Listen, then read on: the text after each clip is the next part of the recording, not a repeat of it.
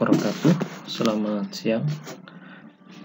Yang saya hormati Bapak Eko Juni Wahyudi selaku dosen pengampu mata kuliah seminar MSDM. Kami dari kelompok 3 presentasikan hasil diskusi kelompok dengan tema peran pelatihan terhadap kinerja.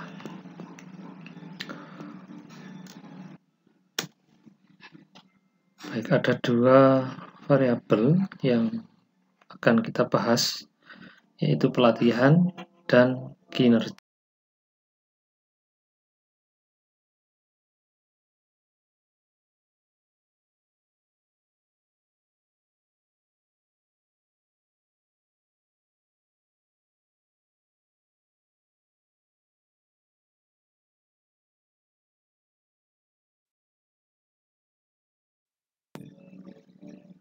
Peran pelatihan terhadap kinerja.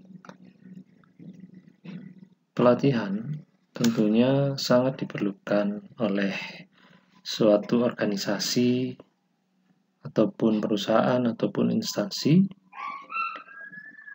untuk mencapai tujuan. Karena untuk mencapai tujuan tersebut, organisasi memerlukan sumber daya. Sumber daya itu antara lain sumber daya alam, sumber daya finansial, dan sumber daya ilmu pengetahuan dan teknologi, serta sumber daya manusia.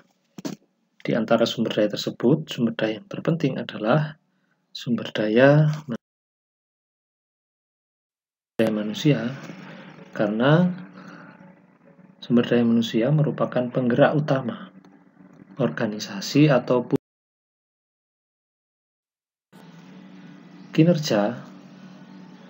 Berasal dari kata job performance atau actual performance, yang berarti prestasi kerja atau prestasi sesungguhnya yang dicapai oleh seseorang.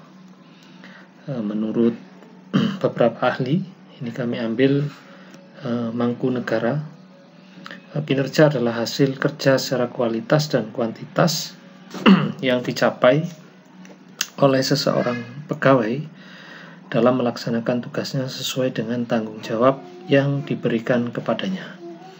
Itu pengertian dari adalah apa saja yang dapat meningkatkan kinerja pegawai. Ini ada beberapa.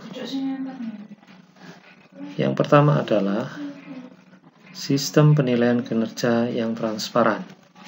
Kemudian jenjang karir. Yang berikutnya adalah terpenuhinya hak-hak karyawan, training dan pelatihan, reward dan punishment, kemudian terjalinnya keakraban. Jadi hubungan yang baik antara pegawai. Kemudian di sini posisi dari training dan pelatihan. Nah, ini yang salah satu yang dapat meningkatkan kinerja pegawai, selain dari faktor yang lain tadi.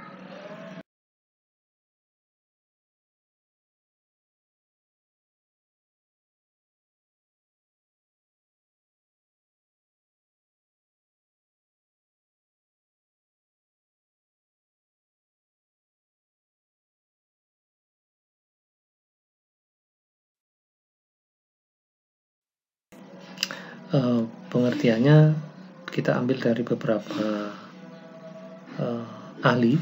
Shimamura menjelaskan pelatihan adalah proses sistematik pengubahan perilaku para karyawan dalam suatu arah guna meningkatkan tujuan-tujuan organisasional. Kemudian menurut Gomez, pelatihan adalah setiap usaha untuk memperbaiki performance bekerja pada suatu pekerjaan tertentu yang sedang menjadi tanggung jawabnya, atau suatu pekerjaan yang ada kaitannya dengan pekerjaannya. Dan menurut Armstrong, pelatihan adalah konsep pelatihan terencana atau planned training. Pelatihan terencana merupakan intervensi yang cermat yang dirancang untuk menghasilkan pemahaman yang diperlukan dalam meningkatkan kinerja pekerja. Itu tadi beberapa pengertian dari pelatihan. Intinya adalah pelatihan itu dimanfaatkan untuk meningkatkan kinerja dan menambah kompetensi dari pegawai, sehingga dia mampu melaksanakan tugas-tugas yang dibebankan kepadanya atau yang menjadi tanggung jawabnya. Nah, berikutnya adalah komponen-komponen pelatihan. Komponen pelatihan yang pertama adalah peserta pelatihan, yang kedua pelatih, yang ketiga waktu atau lamanya, yang keempat bahan pelatihan, dan yang kelima adalah bentuk pelatihan. Itu ada 5 komponen pelatihan. Tujuan dan manfaat pelatihan. Nah, ini nanti akan berhubungan dengan kinerja tadi. Yang pertama adalah memperbaiki kinerja. Yang kedua, memutakhirkan keahlian para karyawan sejalan dengan kemajuan teknologi. Mengurangi waktu belajar bagi karyawan baru supaya menjadi kompeten dalam pekerjaan. Membantu memecahkan permasalahan operasional. Mempersiapkan karyawan untuk promosi atau kenaikan jabatan.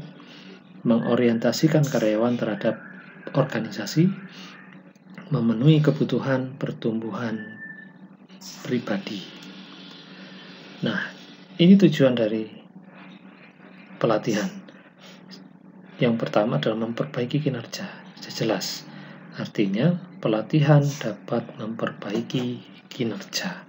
Kemudian memutakhirkan keahlian, ini menambah kompetensi dari karyawan untuk menguasai kemampuan baru yang berhubungan mungkin dengan teknologi baru, dengan mesin-mesin yang baru, ataupun dengan perkembangan teknologi yang saat ini.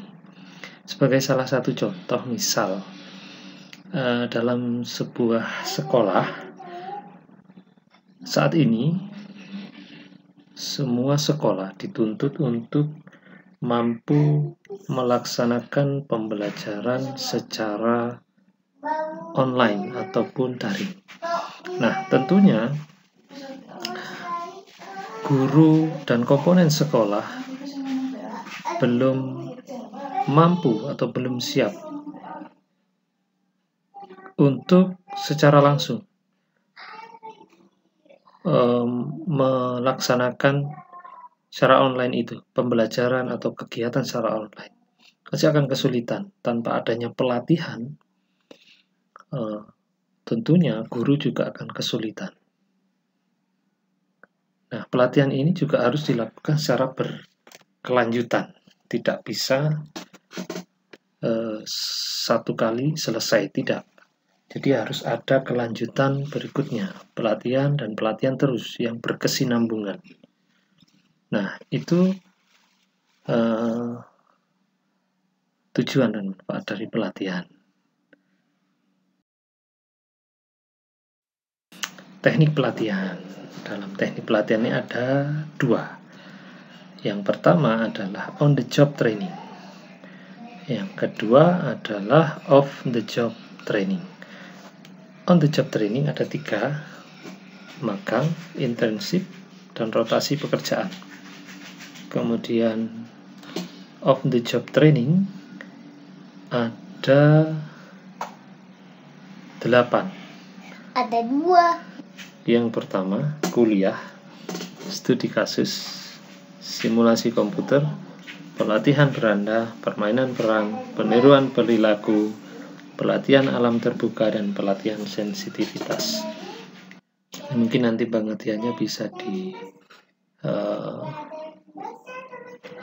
cari nanti.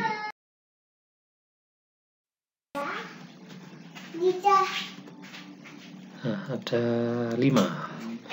Ini tahap-tahap pelatihan. Ini yang penting harus kita pahami. Dalam pelatihan itu ada beberapa tahap. Yang pertama, analisis kebutuhan. Kita cek dulu kebutuhannya apa. Dari tiap perusahaan, tiap instansi pasti berbeda kebutuhannya. Nah, sehingga ketika kebutuhan itu sudah teranalisis dan sudah menentukan prioritas kebutuhannya apa, baru kita lanjut ke penentuan tujuan dari pelatihan tersebut. Hal ini akan membuat pelatihan itu semakin tajam untuk perusahaan, sehingga tujuan-tujuan dari pelatihan akan tercapai dengan baik. Kemudian pemilihan metode pelatihannya itu seperti apa, mana yang mau dipakai, yang lebih efektif. Nah, nanti ditentukan yang lebih efektif dan efisien yang mana. Kemudian evaluasi, ini adalah tahap terakhir yang harus dilakukan. Nah, ini ada contoh kasus seperti ini. Dengan adanya pelatihan yang dilaksanakan Dinas Pendidikan, untuk pengelolaan dana BOS, pelatihan dilaksanakan secara periodik dan kontinu sesuai dengan kebutuhan pelaporan dana BOS. Kegiatan ini dimaksudkan untuk mencapai tujuan Dinas Pendidikan, khususnya dalam kelancaran pelaporan dan pencairan dana BOS untuk tiap instansi di sekolah. Hal ini sesuai dengan teori Shimamura, Armstrong, dan Gomez. Dalam sebuah perusahaan, organisasi maupun instansi, kemampuan SDM adalah melaksanakan tugas yang adalah salah satu faktor penentu tercapainya tujuan. Kemampuan SDM ini akan menentukan bagaimana kinerja dari SDM tersebut. Dengan dilaksanakan pelatihan secara kontinu dan berkesinambungan, akan mampu meningkatkan kemampuan pegawai dalam penguasaan tugas dan penguasaan teknologi baru, sehingga kinerja pegawai terus akan meningkat dan tujuan dari organisasi atau perusahaan akan dapat tercapai, yakni produktivitas dari perusahaan atau organisasi akan meningkat pula sesuai dengan peningkatan kinerja pegawai tersebut.